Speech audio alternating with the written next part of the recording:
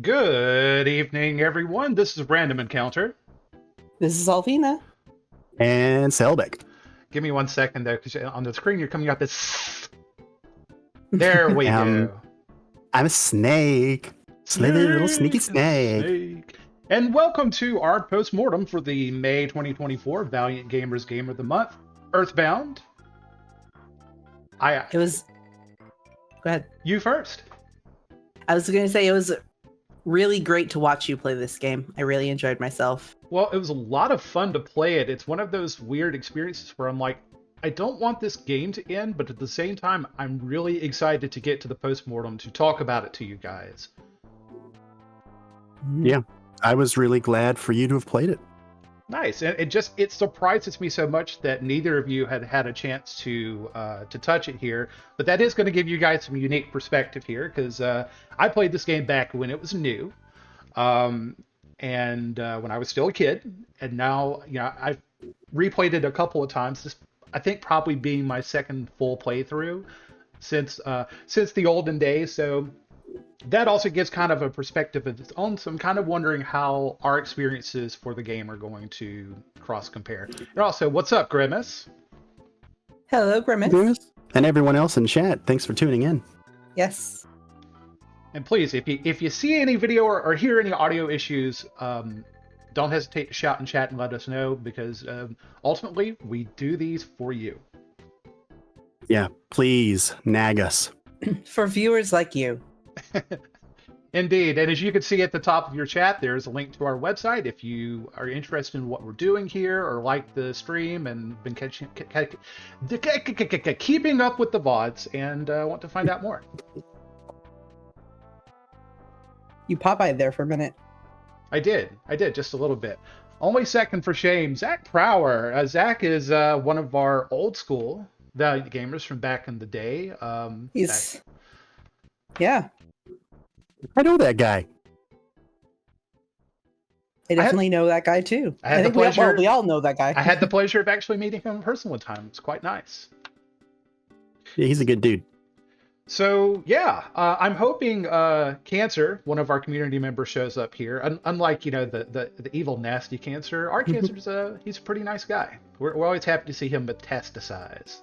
But yes. he was the one that had a copy of this game back when it was new. So whenever I go over to his house, that was how I got to play it. And he had the whole experience and everything, because when you got the box, it's a pretty large box, because it didn't just include the game, but it also included the I'm stuttering so bad tonight, and I don't know what the problem is. I think it's just nerves. But it came with the strategy guide. And I don't know. I just never played anything like it back in the day. I mean, it's an RPG, and I had played plenty of RPGs by that point, but it was different. And there was just something about it at the time that I couldn't quite put my finger on, but I couldn't get enough of this game. And every time I would go over there, I'd want to play more of it. And it lingered on my mind even after I left, so much so that I remember it was in the 6th grade, and we were given a class project to write about one of our idols. Now, and the horrible scratchy sniffs, we'll get to that in just a second.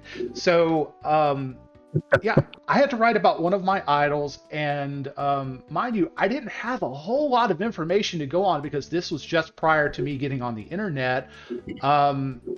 But as you may know, the Mother games, which EarthBound is a part of, it's Mother 2 in Japan.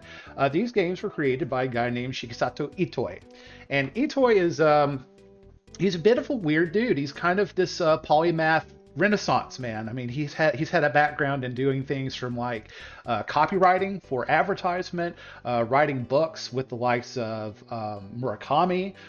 He's wrote lyrics for songs, and yeah, he just would show up on like TV and radio shows as this kind of like non-problematic Garrison Keillor kind of figure.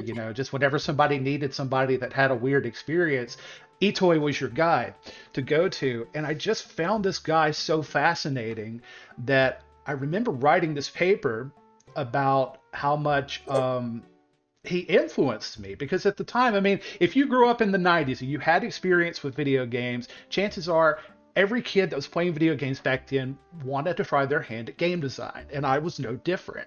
And that was something that I aspired to when I grew up, and I just poured my heart and soul and my feelings into this paper, and got absolutely trashed in the grading, and had the teacher come by her desk, and she said, "This is not an idol. You can do better than this."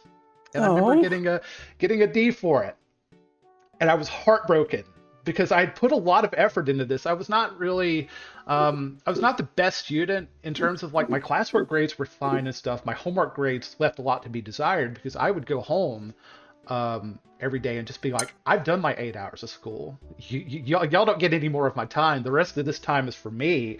But I cared a lot about that, and I wrote that. And really, this is not about that miniature childhood traumatic experience, but it is just to say, if you're a teacher, if you work with kids, if you have a kid that clearly is passionate about something, however, even if it's a little misguided, even if it's kind of myopic in that scale of there are just certain things that kids are into, whether it's Minecraft, video games, or whatever, if they're passionate about it, and you're in a position as an adult, do not snuff out their passions. You know, encourage those passions.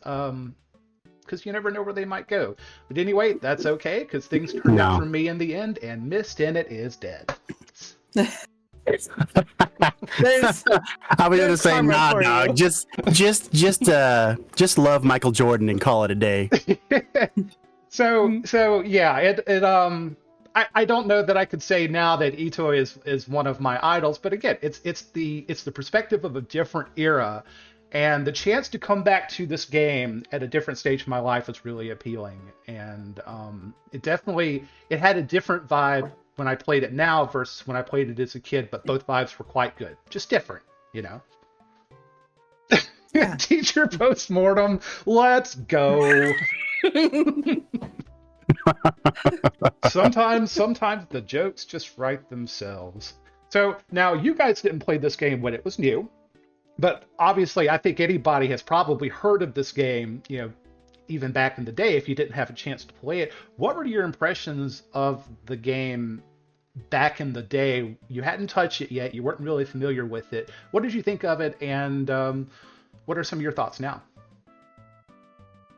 Well, for me, back in the day, back when it was, you know, still, I won't say still relevant, but back when it was, you know, the hot RPG, I thought it looked, and this is, you know, pre-teen Selbek here, probably teen Selbek, early teen Selbek. Mm-hmm. I thought it looked childish. Yeah. Mainly because it starred a child, and it was more Saturday morning cartoon graphics than it was, say, the medieval shaded pixel affair that, you know, the Final Fantasies leading up to the year EarthBound released would have been. Yeah. That's the main reason I avoided it when it was new.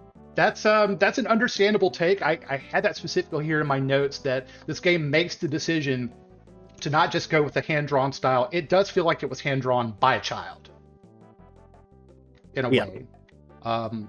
And I think that that wasn't just, you know, bad art. That was a very conscious decision. And Nicole, I think you were about to say something.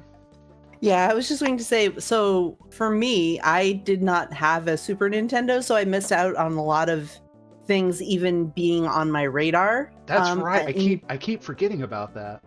Yeah, so I just missed out on a lot of games from that era, and I played a lot of them in my like mid-teens to late teen years. I just trying to catch up on them, but EarthBound was just one that never really drifted into my radar as it was. I was overloaded with trying to catch up on RPGs and also trying to branch out on other games that I was wanting to play in that are other genres, and I just never really got around to it. I had heard of it, but I just never played this one. I never had an opinion about it either way.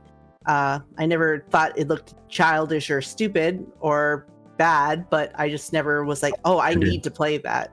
So that's completely understandable. I have that problem now for sure, where there's a wealth of just, you haven't played this game yet, you have to play it now kind of games that I know that I need to bring myself around to. You know, and I could definitely see that being a problem with your 20s. It is especially a problem in your 30s and your 40s, the older, you know, that you get, because, you know, those responsibilities start to mount, and you have to really budget your time carefully. And you definitely don't want to get burned on that time that you spend. So you want to make sure that you spend it well. there's also that responsibility guilt. You could finally get yourself down and have the free time to sit down and game. And in the back of your mind, the older you get, the more this happens, at least as far as I've experienced. In the back of your mind, you're like, you know, I could be fixing this up for the house, or I could be doing this for the kids, or I could be doing that. And it just kind of festers, and it really hinders your ability to sit and enjoy a game for more than a small period of time. Right. Yeah. And I don't know if you guys have run into this too, but also there are some games that have been put on such a pedestal, and EarthBound in a sense is kind of one of those games too, that you never want to play a game that somebody's hyped up to a great degree and then walk away from it like, that's it? Never meet your heroes. Exactly. Well, we'll get to opinions here shortly, I guess.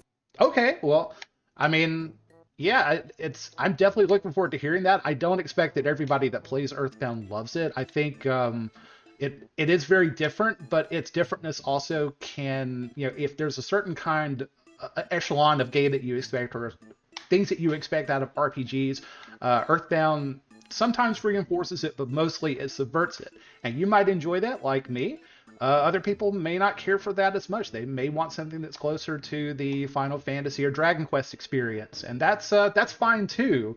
But I definitely think this is a coffee table kind of game. Yeah, you can definitely get a conversation started, which is perfect for this sort of thing that we do here and now. I want to double back on some of the things that Chad has said too. Somebody had brought up those god-awful scratch and sniff cards. Now, unfortunately, even if you were to get a copy of EarthBound, which is pretty expensive if you get the complete in-box edition, I think it'll set you back a couple $100 now for everything. If you get the strategy guide, the smells on those cards have long since dissipated, so you're not going to experience much, right? But I can attest back in the day, they were terrible. There was a scratch and sniff card for the Shroom guy. There was one for Ness. Even back then, I couldn't quite articulate it as a child, but I looked at the Ness card and I'm like, why would I want to smell Ness? What possible godly reason would I want to be like, yeah, this is a 10-year-old boy, all right. That to me is like a little weird. But you also had a card for Belch, which smelled bad. And then you had just a kind of a gaseous cloud, which just smelled like a fart. So I wish I could just describe them as more as, wow, they smelled really weird and bad, but they did. They smelled weird and bad. And it was kind of this weird angle that Nintendo was trying to take in advertising this game, because they had started to kind of come into this play it loud, get in or get out kind of Nintendo advertising that was really present in the later Super Nintendo era throughout the Nintendo 64. They were trying to be extreme like Sega, because Sega was wiping the floor with them at one point early on in the 16-bit era. And they had a really abrasive advertising style. So Nintendo was kind of trying to capture that a little bit. And mind you, this is kind of a weird game. So kind of trying to market it as this weird counterculture game that's just nasty and gross might have seemed to make sense to them at the time. But in retrospect, I think that it kind of drowned out the message of what the game was really about and maybe put off some people to picking it up, because it didn't sell a whole lot. And years later, even though EarthBound has gained a lot of recognition from games such as Smash Brothers, we've discussed this during the streams, they never have released a localization for Mother 3. And I don't really understand that. I think it would just be free money in Nintendo's pocket at this point to put it on the Nintendo Switch. Maybe drum up some extra Switch Online subscriptions or something. And they've already They've already got a great fan translation out there too. Not that they would appropriate that, but all the pieces are there to bring this game to a new generation, and they just won't do it, which makes me sad. That is sad. That is sad. That is, I again, like you said, I don't understand it. Reggie Fils-Aimé,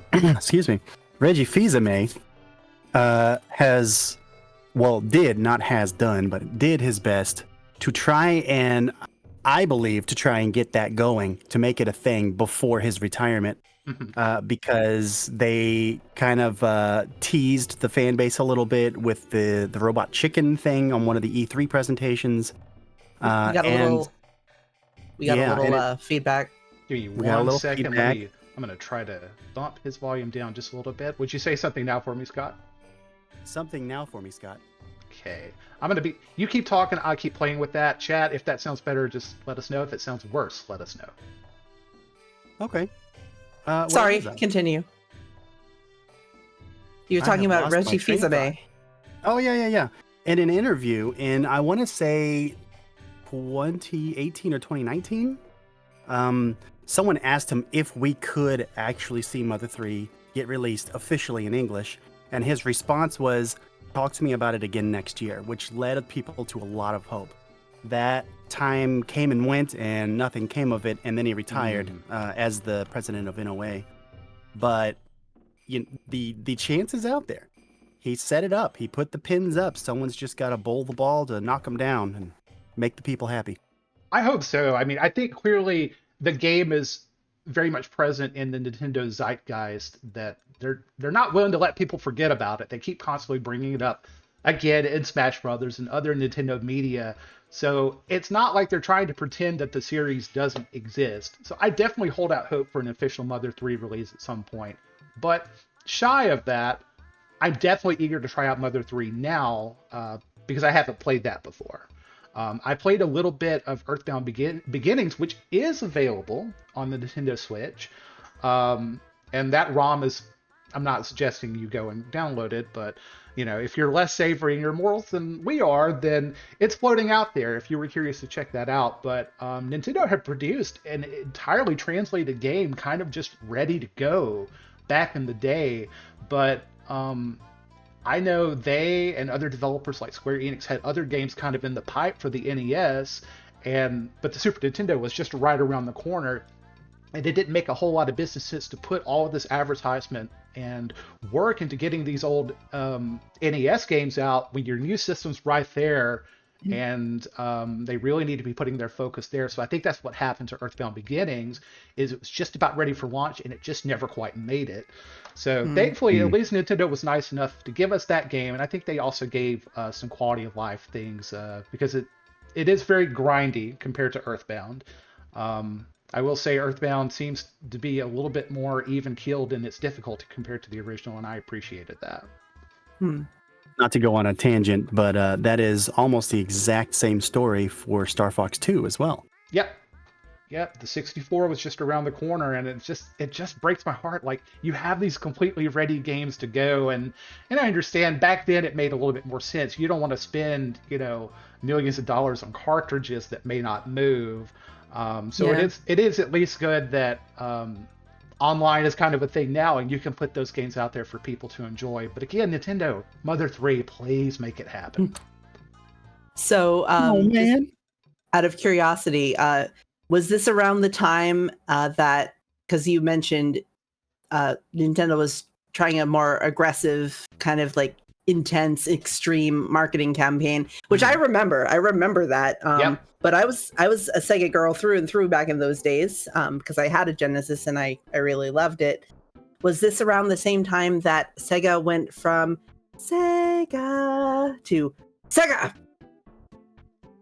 Well, I don't know. That kind of happened beforehand. Like, Sega was trying that harder approach with the Sega Genesis. They were really pushing it in North America. Sega of Japan and Sega of America, there was kind of that disparity back in the day where America was really pushing the system, and it was working. Oh, yes. They were moving systems. Nintendo seemed a little bit old-fashioned and childlike, to the adolescent gamer back then.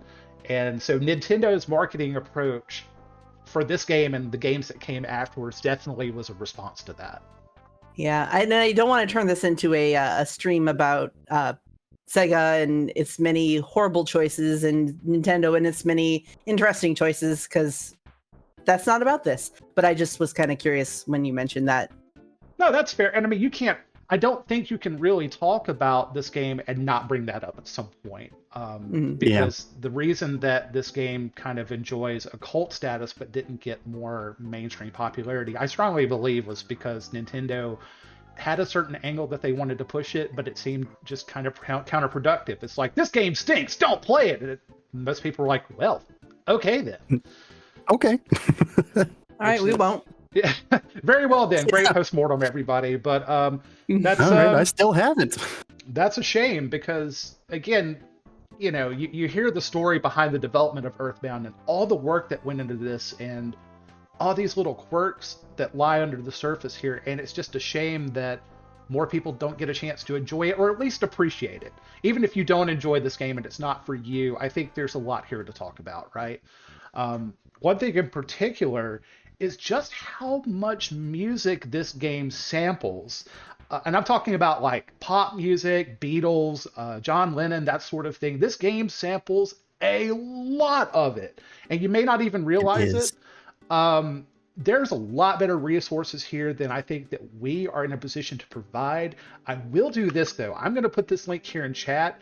I very much wanted to play this during our stream tonight, but I also don't want to really risk a DMCA notice, so I'll let you guys listen at home during your free time. This is a not so comprehensive list of samples. There's even more than is listed here in this video, but some of the samples include like the opening theme where you're putting in your character information. That samples the song Liberty Bell March by John Philip Sousa. And then the Tessie theme samples Beatles.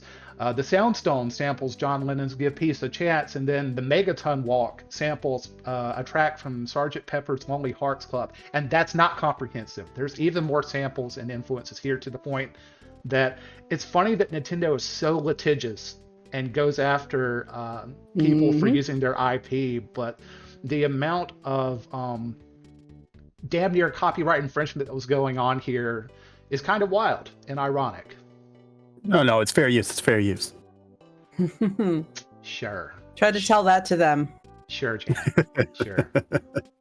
So, do you guys have any more thoughts before we kind of go into our review of EarthBound? And chat, if you have any more comments about your experiences growing up playing this game, please let us know.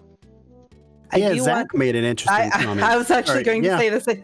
I was going to say the exact same thing about the exact same thing, I think, where Zach said that a lot of the reason that he heard about Mother 3 not being put through to newer consoles was because of the whole transvestite thing and not wanting to be potentially problematic and stuff like that. My thoughts on that, and I would definitely want to hear yours as well, Scott, is just that I know that they have released things like old Sesame Street DVDs, like the ones I grew up watching, that I loved and taught me a lot, but now they have to put like a warning on it, like a content warning, that some of this stuff like came from a different time and could be construed as offensive now. And you know, it's still important that we learn from this and not necessarily, you know, do the same thing. So I think if it was released almost like as a learning piece with some type of disclaimer at the beginning saying that, you know, this is a game that, you know, is important to a lot of people. It's definitely not something that we would stand behind or make this way now, but this is it the way it is. We're not going to censor it as it is then, but, you know, this is kind of like an educational showcase piece. I'm gonna have a take here that might be a little shitty, so bear with me. But I think just to outright not release a game because it has some problematic elements is lazy. I mean, that was the truth back then. It's the truth now. Nowadays, I would like to think that, yes, you could put a content warning of some kind in and be done with it and just give us the actual product. But, you know, we were no stranger back then to playing RPGs that were butchered up and censored to hell. And I would rather not get a censored, altered experience, but I would also rather get games and kind of, you know, make my own take of it than not to get the games at all. Like I think of, you know, they would take out sexual, religious references. They would often change alcohol to, oh, I'm eating so much food, I'm so full right now, instead of getting rip-roaring drunk. which, is funny now, but at the same time, if that was the cost of getting the game, that was the cost.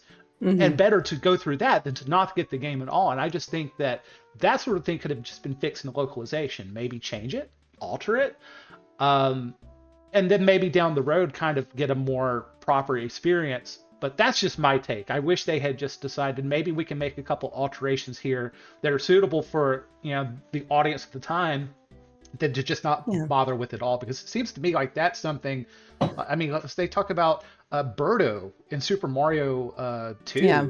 Isn't she? Hasn't Nintendo just basically come out and said that she's trans? And I mean, that's fine. The Captain Rainbow game that's in Japan only has come out to say that she is trans. Yes. Right. So I don't disagree with you. I don't think it's a particularly hot take. I think I mean I agree with you. They should definitely take the time to do that. But I guess I would rather have them bring it out in some way just by putting a content warning at the beginning than not bringing it out at all. But I agree with you. Like, yeah, I mean that would be even better, right? I'm not advocating for bad translation, because we went through our fair share of terrible translations and really censored translations, and I wouldn't say go back to that, but it's like, well, at least we got to experience them, right? Yeah. All right. So let's see here. Grimace is saying, wow, Grimace has given us some content here. Nintendo. Also, I'm sorry, I'm going to interrupt. Just because I kind of interrupted Scott, or I just kind of took over and said something. Did you have anything to add about that, Scott? I didn't mean to over. Not particularly, really. I was going to basically say what Barry was saying. Shitty opinion or not, that is kind of how Nintendo feels, and Nintendo has to judge whether or not the censorship, because they will censor for an English audience. They have to wonder whether the censorship is worth the time and effort to do it. And I want to say that for a small time with Reggie Fils-Aimé at the helm, there may have been enough of a push for it to possibly get some traction. And maybe his public comments about it was meant to spark, like a gauge of interest.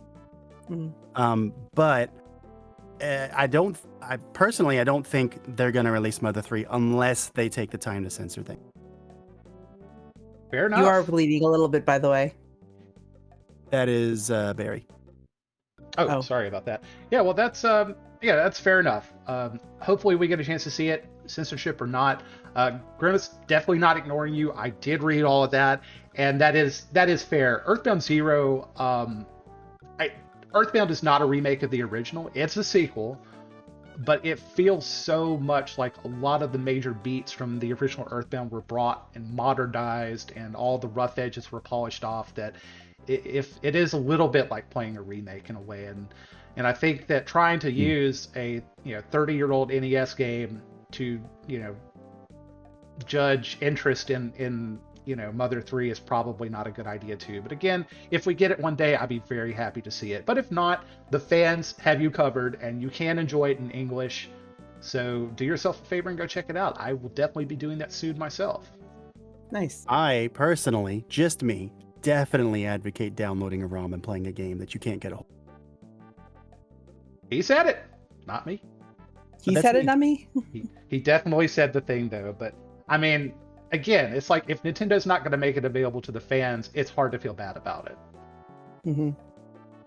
But without further ado, this is a game that I think has some really great music, and we've taken the time to deliberate what our favorite tracks were from this game, and we would like to present them to you.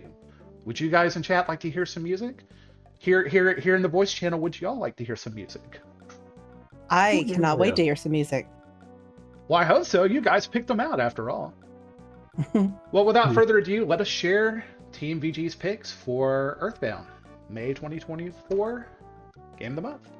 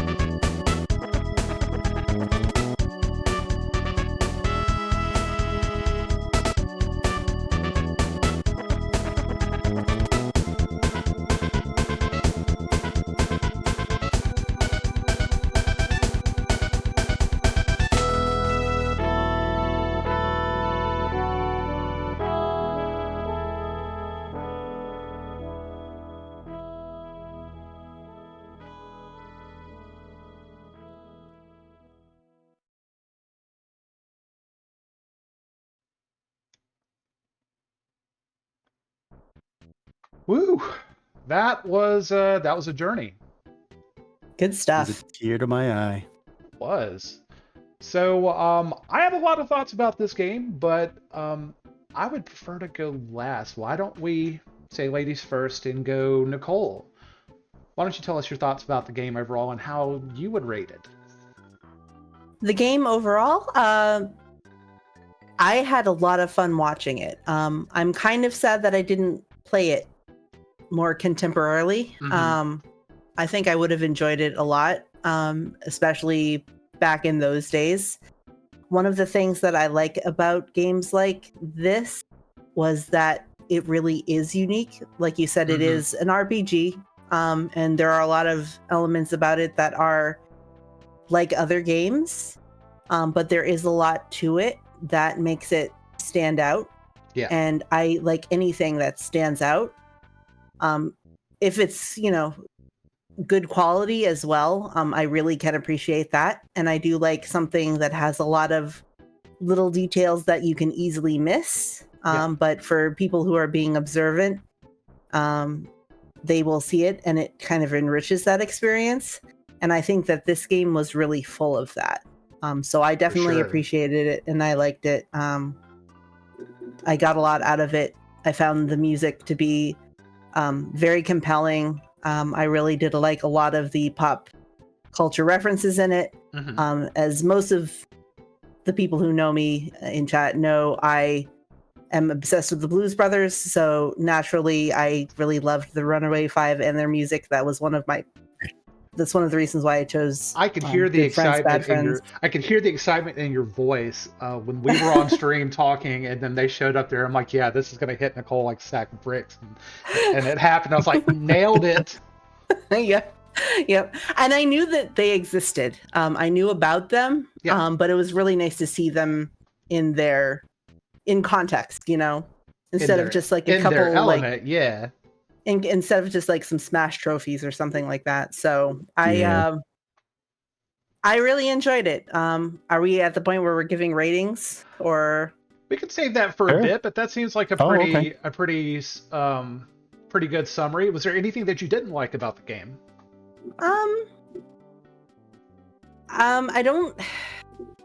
I can't think of anything that jumps out at me that I didn't really like. I Mhm. don't think I would have been fond of the combat system as much as I have enjoyed other ones in the Mhm. past, but there was nothing wrong with it. Like, so without having played it myself, it's hard for me to say that. Yeah. But I can't really think of anything besides just the usual. I didn't play it, so I don't really know. So I don't really feel comfortable saying I didn't like anything about it. But Yeah. everything I watched, I liked. That's fair. So before I go on to your thoughts, Scott, chat's been giving us a lot to work with here, so I wanted to touch on what they Yeah, had to that's say. true. And I could totally see, Zach, how somebody would just overlook the prey event and see, hey, this is actually how you defeat Gigas, because the game does come with the manual right there. So between that and the built-in hint guide that will kind of tell you where to go, it's very hard to get just totally lost in Earthbound. And I think that that's a good thing. Like, it's good to not just sit there and throw things at the wall and get frustrated. Like, there was very little actual frustration that I felt with this game. And even then, it was mostly, yeah, it is what it is. I just need to level, or I just need to get good. There wasn't anything that was overly unfair. So the game gives you all those hints, but if you're kind of like me too, you don't want to go running for the hint book at your first opportunity. You kind of want to try to play the game and figure it out yourself. And that is one of those things where unless you knew that already, you might get stuck there. Mm-hmm. For sure, for sure. The mortal damage element of the combat system is unique. Exactly. I for one love that. This ability, you can take lethal damage, but it's not going to kill you right away, and you have this chance to try to put things back together. I mean, it's the thing that made the Ness's Nightmare fight. That was the only time that I felt, honest to God, frustration. But again, it wasn't like the game was being unfair. Like, it gave me all the tools that I needed to win, and it gave me that mechanic that I just needed to kind of use it to my advantage and work through it, right? It's It was pretty interesting. I gotta say, even today, that would be a unique mechanic to be able to save yourself before mortal damage Right. finishes its tally on a character's life. I thought that was pretty cool. Overall, I thought the game was pretty cool. I wish I would have played this when I was a kid, because I feel like this is kind of a game meant for, like a coming of age or an up and coming Mm-hmm. kid to teenager kind of story. Yeah. They did a really great job with what they presented. But it didn't resonate with me now as much as it definitely would have if I was still an impressionable kid. And I see all the fans in the chat. I've heard everybody talk about this game who played it throughout the years. And I still, now having had seen the game and gotten an understanding of its mechanics and how it plays, I still have a little bit of envy for those who got to play this when they were children and could be impressed upon. Is that the phrase, impressed upon? Yeah. I would say that. Impacted. Impacted, yeah, because Yeah. I feel like it would have impacted a lot of life decisions growing up, just based on the life lessons they portrayed in the game. So If you don't, for today, I probably won't feel compelled to play Mother 3 at all, because it didn't really resonate with me, and it doesn't feel like a game for me at this Mhm. point in my life. But I would have jumped on it the first opportunity I could have had I played this as a kid. I would just like yeah. to take. I'm sorry, I don't mean No, to no, interrupt, it's okay. but It's okay. Go ahead. I just would like to note that it's interesting that you should say that, Scott, because that is the second time I've heard you make that observation, because you made that during the Post-Mortem for Lunar Silver Star story. You said that this was kind of a kind of coming of age game. Yeah. And you made that observation as well about this one. So I sense a recurring theme here. And it's Yeah, maybe I'm possible. just too and old for games. Nah, but I think that's possible. We're going to arrive at that conclusion more often than not. I think revisiting some of these games for the Game of the Month series. I had a little bit of that feeling playing Vagrant Story, where it's like, I think I would have really enjoyed this back in the day when I had more time and dexterity and patience to really just pour myself into a game and absorb it and make it a part of myself. But having the chance to play it at this stage of my life now, I can respect it, but maybe it doesn't resonate as much as it would have. And I don't think that that's unfair. I think, that's your take. You should own that. And it's not a bad one. Trust me. For sure. I don't for think it's sure. a bad one either. For sure. And I would just say that to any other member of the community. If you saw this game and you're kind of like, on some parts of it, completely understandable. But being in a position where I had a chance to play this when it was new, and also again when I'm grown up and I've gone through all these different life experiences here, I think it's just amazing that a person could write a game like this and be so deeply in touch with what it means to be a child. Because life kind of beats that out of us, and I think you have to try really hard to embrace that childlike sense of wonder, or even just kind of remember what it felt like, right? So for Itoy to sit down and be so in tune with these experiences and to translate that into a video game, it's nothing short of incredible. That's really hard to do, and I think that this game is really successful in capturing that essence of being a child, and the world is so big and unknown and a little scary, but you think that you're big, or at the very least you want to go on these big adventures. And I still feel it after all these years. And I think in terms of think of a good children's movie that it's aimed for children, but the movie knows that adults are going to be there too, and it has to give them a reason to care and to hang on to it as well. So it throws these little bones out there for the adults so that they stay interested too. And I see some of that in the writing in EarthBound, because again, Itoy, he's an adult when he makes this game, so he carries with him the baggage of being an adult. And I think that he wants something that everybody can get out of this game, and the game is written with that in mind. So even now playing it as an adult, I still found all those childlike elements of it, very charming, but at the same time, there's a lot under the surface if you're willing to dig, and there's a lot of little gags there that I think only work once you've had the experience of an adult. And you don't run into too many games that kind of have that broad appeal. Completely anecdotal, this is not data, but my partner is very much a casual gamer in that she doesn't really play all that many games at all, and yet she loves EarthBound. She has t-shirts of it. We've talked about this game at length. She might have even tuned into some of the VODs. She likes it, and again, she's not much of a gamer, but there's something that's there that doesn't scare away people that may feel like, is this the game for me? Do I want to put the time in it? There's something that kind of just tells a person, come on in, try it. It gets a little weird sometimes, but let's get a little weird together. And I really appreciate that the game is not afraid to be weird. It's not afraid to have this very interesting point of view of what America must look like to the Japanese. But at the same time, it puts that view out there in a way it doesn't ever feel stereotypical or even offensive. It's charming. It's like, okay, I get that. I can see why an outsider looking into America may look at us that way. And it's fun. How a kid views the regular real world. Ghost, cults, asshole friend, overbearing police officers. I mean, you joke, but yeah, it's like there's almost like how the real world is kind of like one great big RPG for kids, an adventure just waiting for you to go on. And there's just something so pure about that I think this game is really good at nailing down. You mentioned earlier in the Post-Mortem, Scott, your view on the kind of childlike nature of the graphics, and I definitely touched on that here in my notes, where it does feel hand-drawn by a child, but at the same time it's done in such a way that it's not lazy, but it's trying to create a mood, and those graphics really work together with the theme of the story to help pull you in if you allow it to do so. And I thought the game was gorgeous, and in its way, it's intentionally ugly.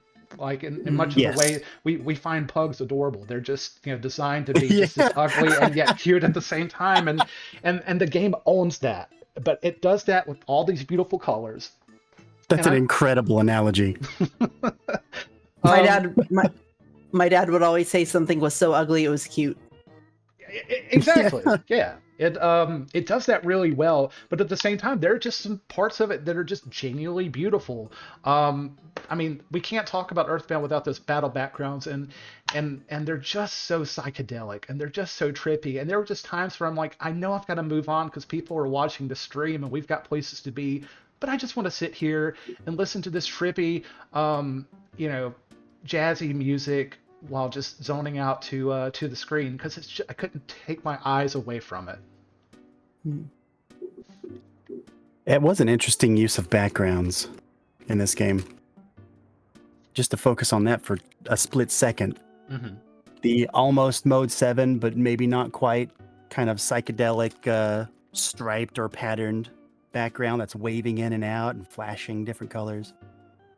So Cancer saying, I would say it falls into a casual RPG that has humor. It's the complete opposite of Final Fantasy IV. I would agree with that. This game doesn't take itself seriously at all. And yet... like a more involved Final Fantasy Mystic Quest.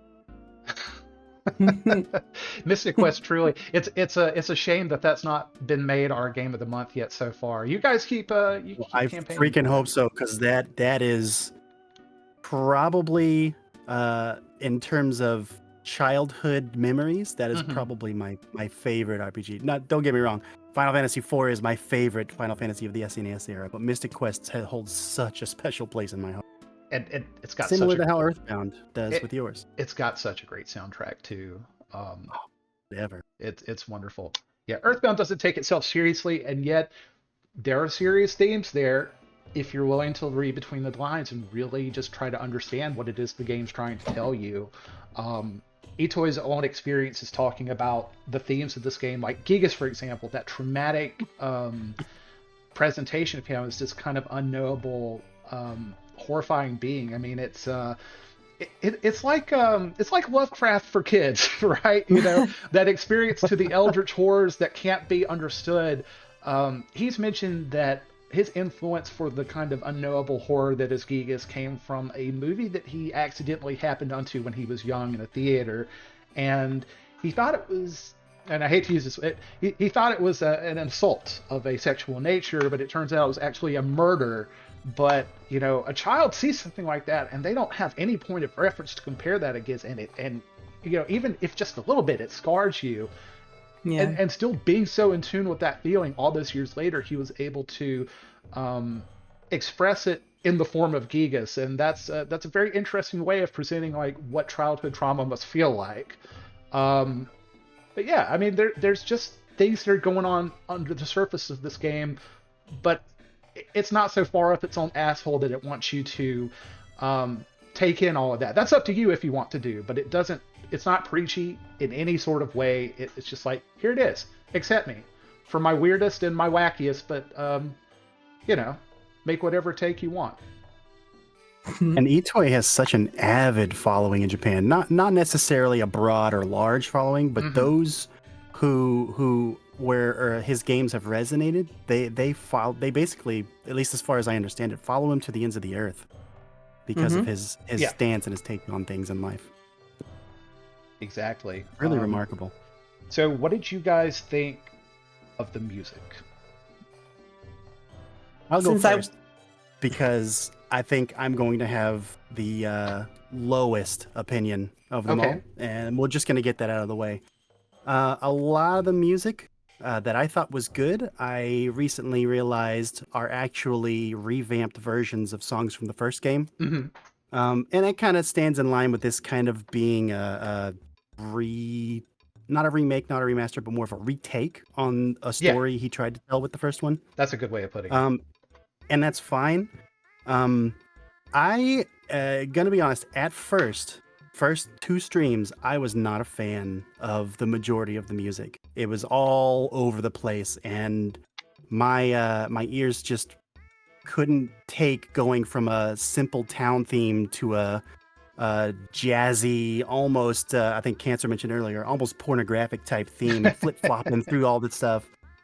It didn't sit well with me at first. Having watched the whole game, I can admit that they do stick with me. And now that I have the context of where they're from, I can listen to them a lot more easily. But if I hadn't had this game played for me and seen all the moments through and through, I would not have rated this soundtrack very high. Okay, I can see where you're coming from. That's fair. Nicole, what did you think? So this kind of goes hand in hand with my opinion of the game. The game was surprising, unexpected, and unique. The soundtrack was also unexpected and unique. Definitely very eclectic in its different styles, but I like that kind of thing. So I just kind of liked it from the start. I didn't think I got kind of that same sense that Scott did in that it was all over the place. But I think that fit with my expectations very well. And I don't know, it was good music. Like, it was written well, it was arranged well, and I was a fan of it. That's a fair take. So the composers for this game, Keiichi Suzuki and Hirokazu Tanaka. Tanaka, or known as Hip Tanaka in some other games, he's had his hand in all sorts of Nintendo games. He's not a stranger to you if you're really into video game music. But apparently Keiichi Suzuki, EarthBound and Mother 3 were kind of his things, and mostly he's worked in other fields of music. He's worked in film soundtracks and not really done a whole lot of games. So I agree with you guys. Not every song is a banger, and this soundtrack is wildly experimental. But I wouldn't expect any less out of a game like this, because if you had all this weirdness going on, but the soundtrack tried to play it straight, it wouldn't work at all. And I'm sorry. No, go ahead. I was just going to say, I'm not trying to say, I loved it, it's great, and Scott is completely wrong. Like, that's not what I'm trying to say at all. No, nobody took it that way, I don't think. I know.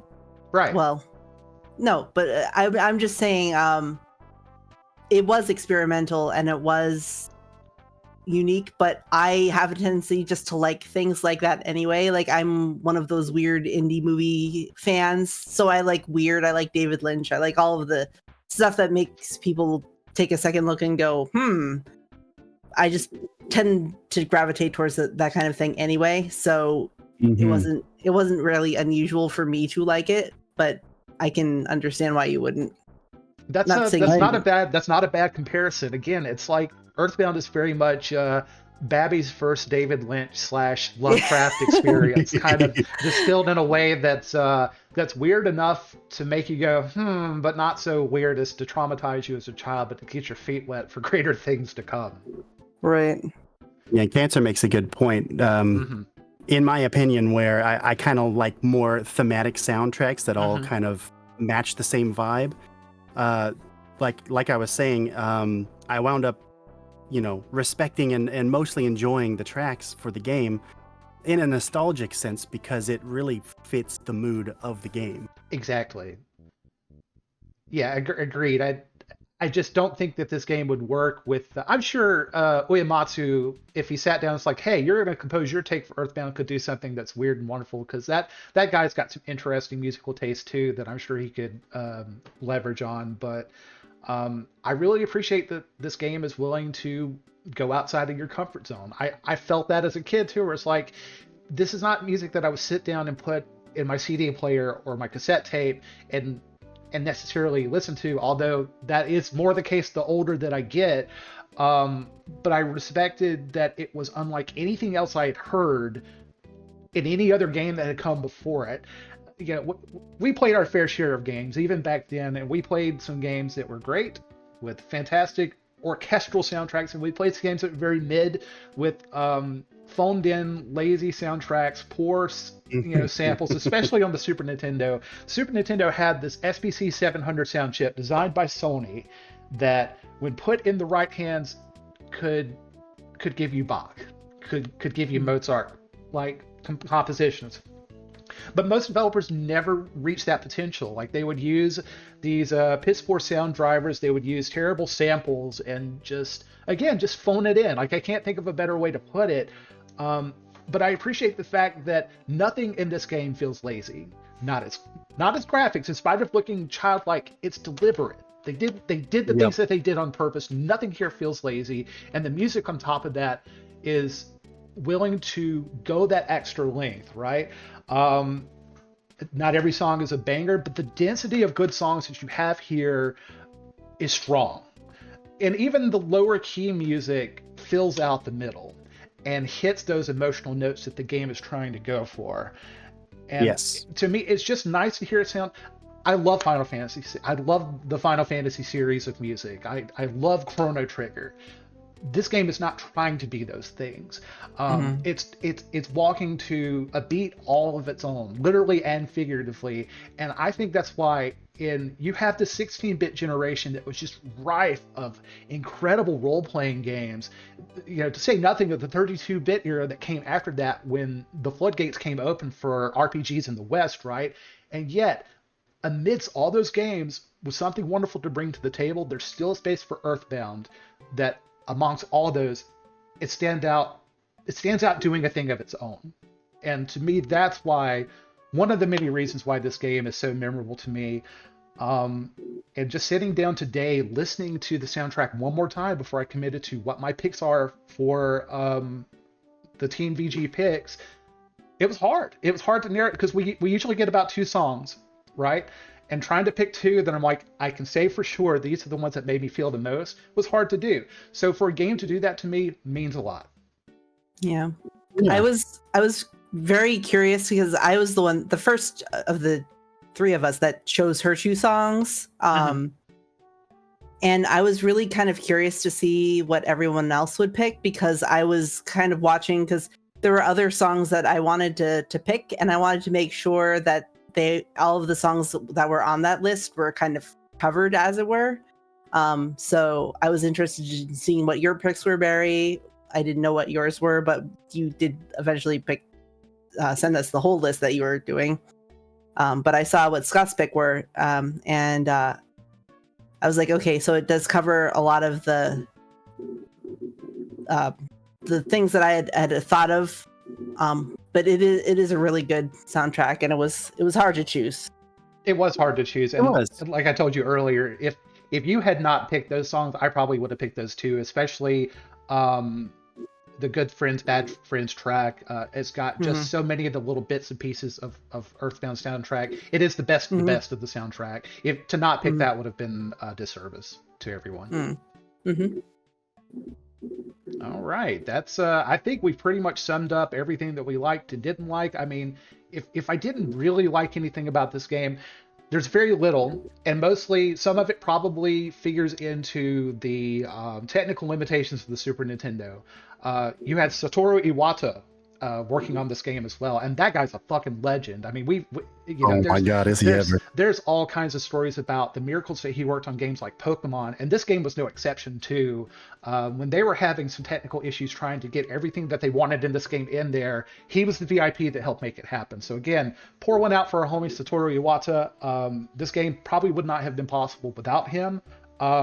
So I understand, being that it's a game of its era, there are certain limitations in terms of memory, in terms of game design that they had to work around, and oftentimes the way that they worked around those limitations was really creative. Like having the Escargot Express thing that you call them up and they come pick up some things for you. It was more work than I would have liked it to be, and yet it felt like a part of that world. It was just another one of those little things that drew you in and said, this is the world that we live in. You've got to play by these certain rules. It's like, okay, I'm down with it. But largely my only real problems with the game was inventory management was a chore at times, and having to decide whether things had to just go that I know that I could have probably used later on down the line was a drag. I've made that comment on other games here in our Game of the Month series, and I'm sure as we play these older games, it's just a thing that you kind of run into because, again, the technical limitations. Some of the challenge of the game, most of it was pretty fair. It was a little hard early on when you just have Ness, and then towards the end it really, really ramped up leading up to the Gigas fight. But, I've also played games with a lot more unfair challenges, and I never really totally felt like this game was being unfair to me, so it's a very minor complaint.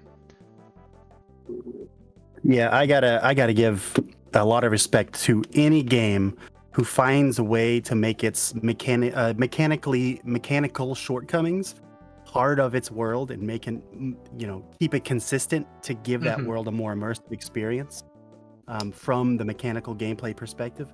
I have a lot of respect for any game that can do that, and EarthBound did really well. Yeah, it's not a bug, it's a feature. Exactly. Although I will say I'm also super salty about the fact that you get this cool ass bike and then you immediately, like 10 minutes later, you can't use it because you have Paula in the party. It's just like, why? Why? Give us a tandem bike or something, please.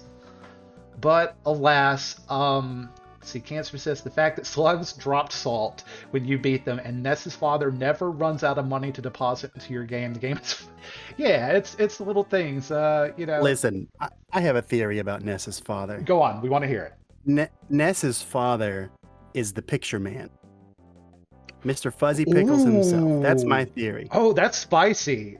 I love that shit. Nicole, what do you think? I don't think so, but why else do you think he's just okay? Why else do you think Ness is okay just taking a picture for no reason, just because the dude just fucking popped in out of nowhere? It's because he knows him. It's his dad. Ooh, what if it's like a Mrs. Doubtfire situation where there's a court order? Maybe the parents are split up, and Ness only has certain Ness's dad only has certain visitation hours, but the way that he skirts around it is he disguises himself as the picture dude. We're getting into some weird fan fiction stuff here. Some Mrs. Doubtfire shit right there. No, the reason why you can only talk to him on the phone is because he's always in the red room developing those pictures. Oh, and I wanted so badly, somebody brought, it was Nicole that brought up if we could do like a Fuzzy Pickles picture moment for the stream, and I wanted to so bad. I wanted to get the graphics together, and I just didn't have time. So now I just want you guys to pretend that, wow, what a great photograph. On the count of 3, I want you to say Fuzzy Pickles. All right, chat? And that includes you. 3, 2, 1. Fuzzy Pickles! Fuzzy Pickles! Pickles! Wow, what a great photograph! I'm sure this will bring back wonderful memories. It's almost like burned into my brain now. I'm gonna miss doing the picture guy. I'm gonna miss doing Apple Kid. That was a lot of fun too. That broke me. That ultimately broke me. Oh, you guys thought you were done with Apple Kid. You stand corrected. But I will never forget Apple Kid. So Scott, you have the most critical take here. I want to hear what, out of a scale of 5 points to the game, what would you give EarthBound? We have another request for a voice line. Wait in a chat. minute. Where's this? Well, that let's see. That is better theory than picture guy stalking a bunch of kids around. Ooh, yeah. It's like, if it's not Mrs. Doubtfire, it's like 1 hour photo kind of territory. It's like, what is this guy obsessed with these Either kids way, it's about? Robin Williams. Yeah, I know, right? It always goes back to Robin Williams. Poor But no. Williams, man. People leave him alone. He needs to stop getting robbed. Oh man. But anyway. Anyway, my take. Mhm. I gave this game a respectable 3 out of 5. Okay, that's understandable. Nicole, what do you think? I need you to read Vox's request. Hold on, I'm trying. Where was it? I don't see it. We may have been done with the Yeah, Apple Kid, but the Apple Kid was not done with us. Well, that's Grimace though. No, right above that. Oh baby, that's not a request. That's Oh just a statement. baby. Oh baby. That, Oh baby. there we go. Oh baby. That's- Are you good now? Oh baby. Yes.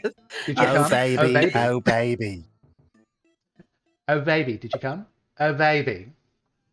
Are you there yet?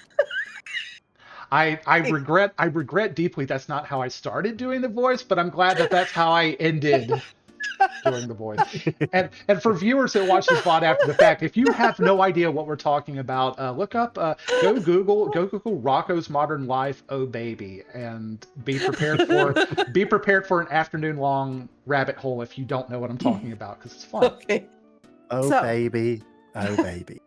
We Anyway, we were spoiled by media in the 90s, just trying to slip things under the radar, weren't we? Yes. Oh my god. I think the only equivalent to that kind of camaraderie is SpongeBob. SpongeBob SquarePants does a lot of that. Mm-hmm. For sure. But Nicole, what did you think Yes. of EarthBound? I would give it probably I would give it a 3.5, which is my lowest rating that I've given thus far. Gotcha. But again, it is not a bad game. I enjoyed it. I think what would keep it lower than a 4 for me is that at having seen you play it, I have no desire to play it myself, and I have no desire to play any of the other EarthBound games. But that's really more of like a time thing more than anything. Like if it was, 15 or 16-year-old me in that era, like where I had the time to play it, I would have absolutely played it. But it's not a priority for me. Understandable. Well, I tell you what, if I ever play Mother 3, I will stream it. If I don't end up streaming it here on Valiant Gamers, I will probably stream that on my personal channel. Either way, I will make sure that you guys, in some form or fashion, get to be a part of that.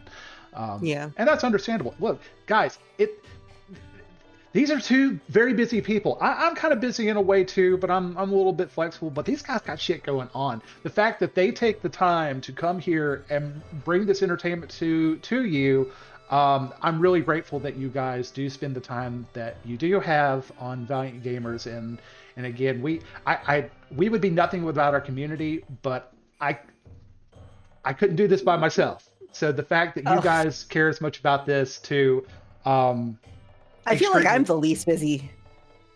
I don't know. I mean, you say pretty busy too. You're a working professional that you might be getting a promotion here soon. I know. And Yeah. super excited for you about that. But again, I appreciate everybody that cares a little bit about this project that we're doing and brings something to the table. But I believe I owe you guys a review, and those takes that you shared, those are completely valid. I totally understand that. This is not going to be everybody's 5 out of 5 because it is so out there. And if it doesn't just grip you by the husk the way that it did me when I was young, and even now still when I'm older, I wouldn't have that same experience, that same expectation of anybody else. But I did from the minute that I'm sorry, go ahead. I was just going to say, I think what made me like it so much is that it's so out there, and I like out there things. Mm-hmm. I think that was kind of its like what elevated it from like a 3 to a 3.5, or even I was so debating going either 3.5 or 4, and I'm like which, but I decided to go 3.5, and it honestly is because it's a really out there, unique game that makes me like it so much. So Gotcha. Totally fair. And some of my fondness of this game undoubtedly comes down to nostalgia in a great way. It's like with you and Lunar. Lunar is it's such a part of you. And to me, I wouldn't say quite as much about EarthBound, but yet it left this undeniable impression on me early on. And the fact that I had the chance to enjoy it early on in such formative years is probably why it still remains in a way that maybe other games wouldn't. But I'm very happy that I had a chance to try this game at different points in my life because I still feel like it holds up. Very few actual game design problems, the likes of which that we've discussed in previous games of the month. I think this may be from a game. It may not be your kind of game, but I think from a gameplay point of view, it's interesting, kind of like Vagrant Story, but it doesn't have the problems of Vagrant Story, and it's low key in a way, kind of like Lunar is, but it won't leave you ever feeling you'll never get bored playing this game, I don't think. Like, even if it's like, this is maybe something I'll never play again, I think you'll still want to see it through. Yeah, you'd still want to see it through, but I think there's plenty of spots that you could consider a little boring. I think Grimace mentioned. Go ahead. I was just say, I think Grimace mentioned that he said that there are parts later on in the game that feel a bit grindy. So yes, yeah, that's what I'm talking about. Yeah, I guess a little bit, right? Like, there was only one portion of the game where after the stream was over with and we went offline for the night, I did some grinding just to make sure I was in a good position for the next one. It didn't really feel that onerous to me, though. I don't know. And I'm talking about, I've played Final Fantasy games that asked a lot of your grinding if you really wanted to put yourself into it, but I never, there was very little time that I felt like I need to grind, I need to stop what I'm doing right here, or I'm not going to have a good time going forward, compared to some other games that I played. Oh, interesting. I took the one time you did that to mean that you were just doing that between streams. So to hear that you weren't doing that gives me a little more respect towards the pacing of the game. It seems I like only had to do it once. Pretty well done. And I'm not even sure that I had to do that because if you're willing to use all the resources you have, like not be super stingy with your money, buy the bottle rockets and stuff for Jeff, I don't really think that you have to do all that much grinding. I just did it because, as a courtesy to our viewers, I don't want things like that coming up where I need to stop what I'm doing and halt the progress of the stream if I can help it. But I think in retrospect, I probably would have been fine to just keep going. But it was just another kind of precaution that I take to ensure that everything's good to go come the next stream. Always keep you guys in the back of my mind. That's all I'm saying. But I think this game still holds up really well after all these years. I probably won't revisit it right away, but I can see myself playing this game again maybe another 5 or so years down the road, or if I don't have anything going on here. It's not especially replayable compared to any other game of its era. You know, like most RPGs don't really have a whole lot there to keep you coming back. But again, because there's very few games like this, contemporarily speaking, and that are like this game, there's an itch that only this game can scratch. And it's only more recently that games that were influenced by EarthBound have started to come out. You know, games like Undertale is an obvious example here, but this is the kind of indie darling that has inspired many games that have come since. but this is the OG of weird little RPGs I just can't get out of my brain, and I'm going to give it a 4.5 out of 5. My highest rating so far. I've broken out of the threes, finally, and Congratulations. thank you. It feels good. Hmm. It's not quite a 5 because, again, there's just so many games from this era, and just RPGs. Like, I'm not even talking about from other genres. We really were spoiled to have all of these experiences to choose from. But if you chose this as your experience, I don't think it really would have steered you wrong. And aside from some minor pacing issues with difficulty and the onerous inventory management, which is still not as bad as we've seen in other games that we've even just played here, there's very little that holds it back from being a 5. Just enough, though, that I'll give it a 4.5 and sleep well tonight knowing that. To this game's incredible credit, throughout the last when this game released, the last 25 years this game's been out. For everyone I've talked to about it that's actually played through the game, not a single one had anything bad to say. Everybody has a gripe about every game. This is one of those games where nobody I know who's played it has had a gripe about it. Yeah, I mean, that's accurate. I mean, I had to really sit down and think about what is keeping this game from being a 5.0, and I wasn't content to just say, well, because there's so many other 5.0 games on the Super Nintendo. But Listen, I got a tangent about 5.0s or 10.0s or max score games. Yeah. A lot of people like to say, well, you gave this game a maximum score, but this one's clearly better. Why didn't this get a max score? And it's all a matter of opinion. Yeah, it's objective, you know, and the first game that I rate a 5 on this series is probably, I might be the only person in the room that feels it's a 5, or it might be you that says it's a 5, and I don't really see that, but that's okay. I may go and rate Metal Gear Solid 2 Sons of Liberty a 7 out of 10, and then go play Kirby's Nightmare in Dreamland and give it a 10 out of 10, you know? I mean, but to be not fair, really comparable games. I don't Sure. I don't think I played a Kirby game though that's let me down. And I can't really say that about a Metal Gear Solid game, so. Well, let's not get on the tangent about that because I got thoughts about Kirby as a series. Okay. But yeah, 4 out of 5 game, and I highly recommend it. And if anybody here has kids, and it's like, hey, maybe they'll Guilty. possibly like this game, throw it their way. Because I'd be curious. I'm very curious to see what younger people who have a chance to try this now, you know, given all of the wealth of games that we have out there, what they walk away from with this. I'm going to try. My son is kind of more of a Minecraft head, and I think most kids his age or a little bit older are more into Minecraft or Fortnite or some other free-to-play, almost gotcha style game that keeps pumping out content to keep you interested. I'm going to see if I can't direct his attention away from that for a while, see how he feels about this one. Well, if you do, let us know, because I want to hear about it. Yeah. Yeah, I'll make a thread on the wonderful website we have. Wow. I don't know if I have the capability to do this. Doesn't look like it. I just beat you to it. That's why. There's like gotcha. Yeah. I do have to. Gamers.com. Yeah, I do think that that would be a great place to have a discussion about that on valiantgamers.com. I don't think there's any thread like that, but that would be a great topic for that site. So if anyone here checked out the website yet, please check it out. Check it out. I don't know. Check it out now. It's a great community. You guys are great soul people. brother. Yeah, you guys are great people. I love doing these streams for you. And I'll be taking a break now because I've given you guys a month of my time. What do we have to look forward to for the coming month? I think we have Lunar Eternal Blue complete. It'll be my turn to do Game of the Month, and the voters have spoken. So thank you, everyone, for choosing that one, because naturally that is a game that I am very interested in playing. So it'll be a nice... It's complete, too. I know. It is the complete version.